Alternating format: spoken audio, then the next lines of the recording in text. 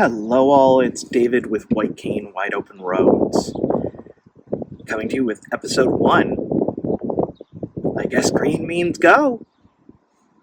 So, I got some exciting news. I did do my vision test with my optometrist. And we're good. We get to move on to the next stages. So first and foremost, I'll walk you all through what the experience was like doing the testing. And obviously everybody's experience can be a little different.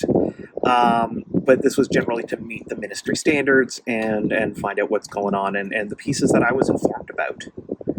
So first and foremost, the first thing that happened when I walked in, and it was a very early in the morning appointment, I was just waking up, is, my lovely wife dropped me off actually at the appointment. So they took me in, they had me do a peripheral test. So what I did is I sat in front of this machine that I was staring at a light, and I had to click a button every time I saw a little light.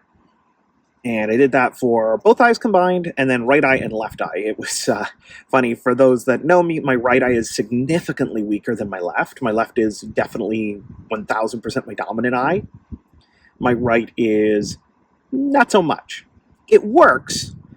It's just not great. Even right now, like I've got my arm over here hanging on the window. It's a nice warm day out here. So enjoying the breeze through the car. Also don't get overheated. But I can say, I can see my arm through my right eye, no problem. I can look left, look right, no problem. But the periphery and the automaticness of my right isn't as good. The good news, that test, passed. You had enough field of vision. Awesome. I could be going out of order on these. The next test he had me do was the color blindness test. The one with a bunch of colored circles, and you have to read the number out of them. I'm probably oversimplifying that 1,000%. But basically, you have to tell them which number you see and that kind of thing. So I aced that one, not colorblind, which I was pretty sure of already, so that's good.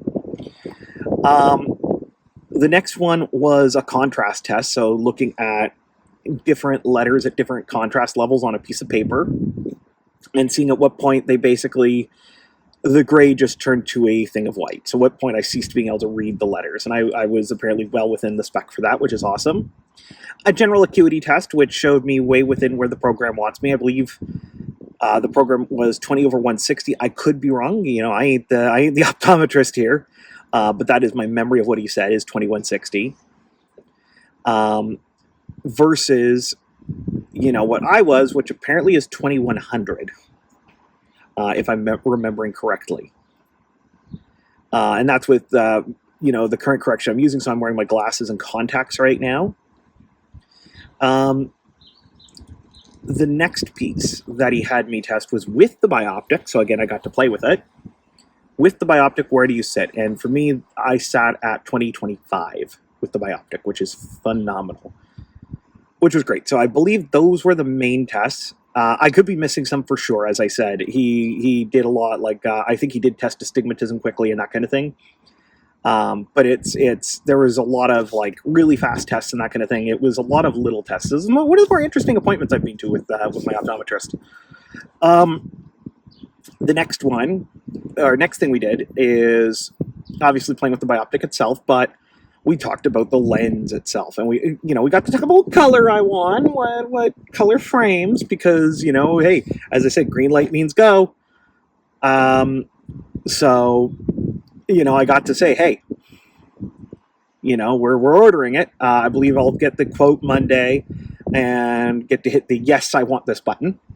But we are going to be going ahead. I'll be getting it in blue with a silver frame, so look forward to that. I will be showing it off once I acquire it.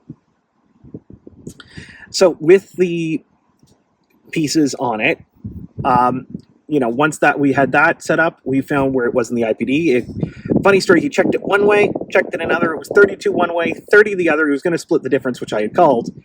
And then he actually just had me kind of set it where I felt like center was, and then 32. So we ended up landing on 32, which is awesome.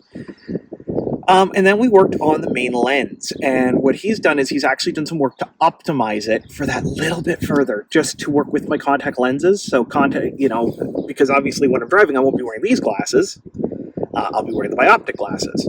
These are my readers, so they have a script at the bottom for reading and nothing at the top, versus these, which will have a full script in them, but it's more optimized for driving with the Bioptic. So that's going to be a lot of fun. Next step, so on top of ordering it, the other steps we need to do is he's got to reach out to the Ministry of Transport,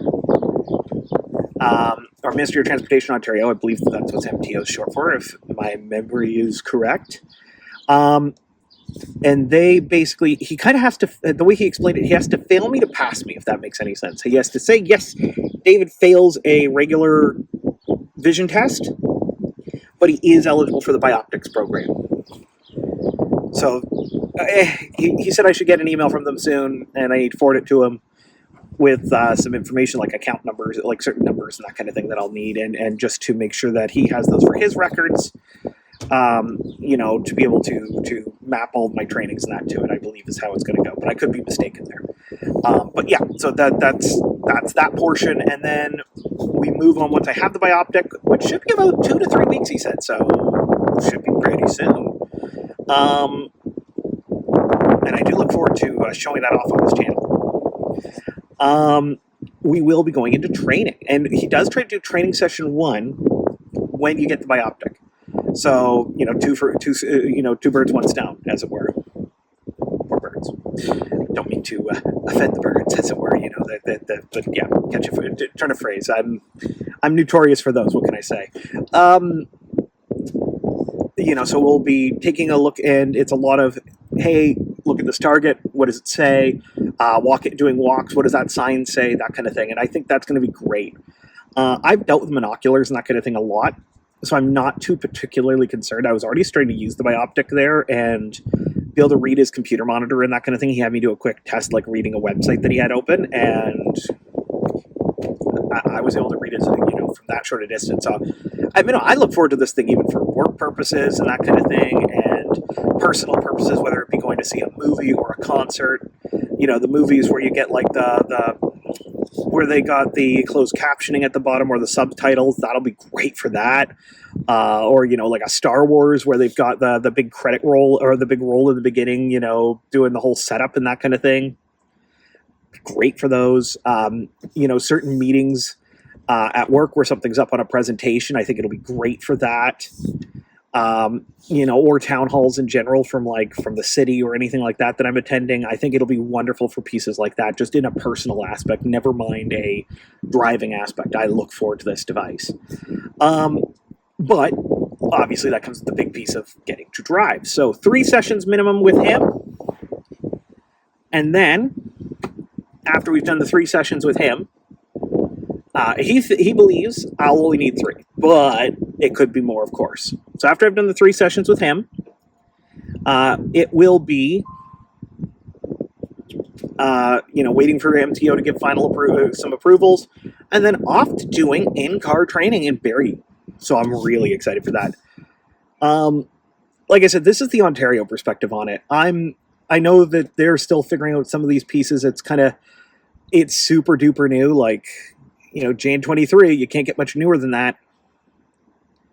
But yeah, it's really exciting. I keep thinking about how many ways this is going to change my life. As I said, the personal ways, even just using this thing in a day-to-day, but ignoring that, thinking about the driving side, being able to drive. That is amazing to me. I think what's been really going through my head lately has been the idea of going to work and just taking 20 minutes versus the hour it currently takes me. The freedom when my kid's in school and I can just go pick her up and it's no big deal. Or take her somewhere that she needs to go and I can do it without asking anybody for help. That's amazing to me.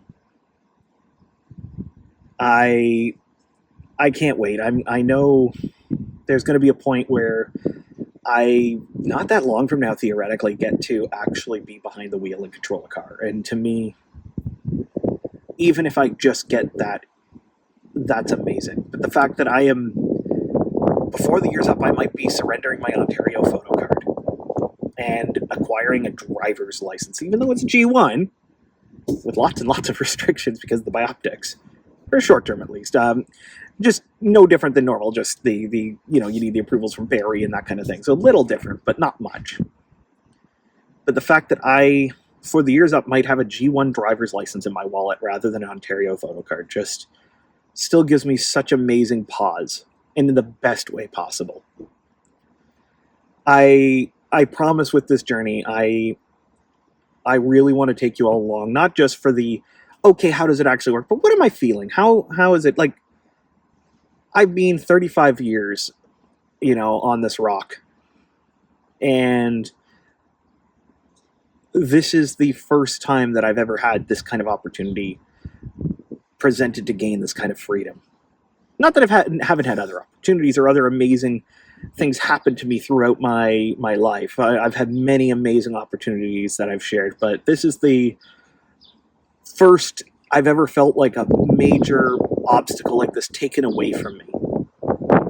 And to be sitting in this car right now and realize that maybe in a year or so I might be allowed to drive it, take it to work, is so bloody exciting.